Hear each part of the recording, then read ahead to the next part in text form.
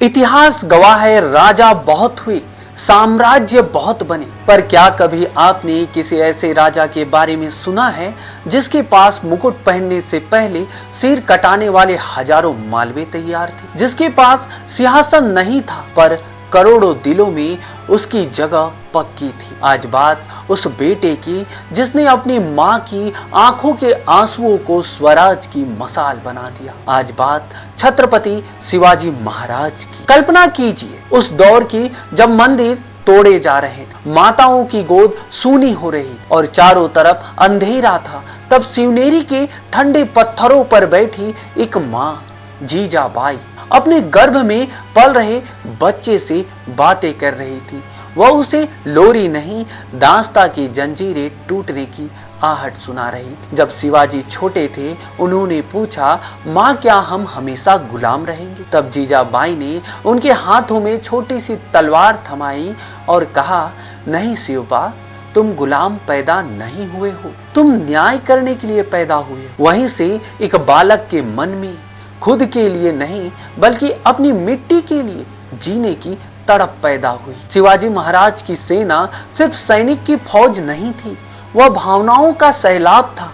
याद कीजिए तानाजी मालुसरे को, जो अपनी बेटे की शादी छोड़कर कोंढाना जीतने निकल पड़े। जब खबर आई गढ़ आया पर सिंह गया, तब महाराज फूट फूट कर रोए थे। उन्होंने कहा था, स्वराज के लिए मैंने अपना भाई खो दिया। महाराज अपने सैनिकों को किराया का नौकर नहीं, अपना अंश मानते थे। यही कारण था जब बाजी प्रभु देश पांडे ने पावन खड़ी में तब तक अपनी सांसें नहीं छोड़ी जब तक महाराज सुरक्षित विशालगढ़ नहीं पहुंच गए। क्या आज के दौर में कोई किसी के लिए ऐसे मर मिट सकता है? एक समय ऐसा भी आया जब महाराज को अपना सब कुछ, अपने 23 किले और अपनी आन मुगलों को सौंपनी पड़ी।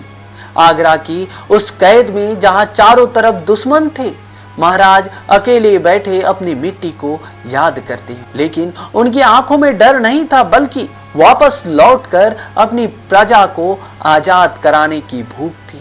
वह कैद से नहीं भागे थे, वह तो अपने लोगों की उम्मीदों को बचाने के लिए मौत के मुंह से निकल कर आए थे। जिस दौर में स्त्रियों को जागीर समझा जाता था, उस दौर में शिवाजी महाराज ने सिखाया कि शत्रुओं की स्त्री भी मान सम्मान होती है। जब उनके सैनिक कल्याण के सूबेदार की बहू को लेकर आए तो महाराज की आंखों में गुस्सा था।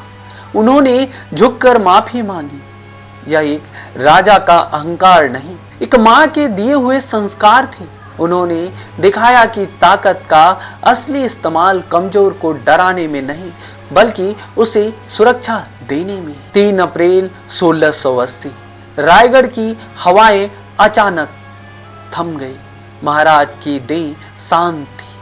वह हाथ जिसने कभी अन्याय के सामने घुटने नहीं टेके आज ठंडे पड़ चुके थे।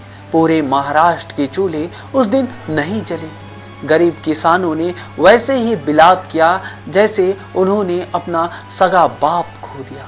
महाराज चले गए पर वो पीछे छोड़ गए एक विचार, एक ऐसा विचार जो सदियों बाद आज भी हमारी रगों में दौड़ता है। उन्होंने सिखाया कि स्वराज सिर्फ जमीन का टुकड़ा नहीं बल्कि स्वाभिमान से जीने का नाम है।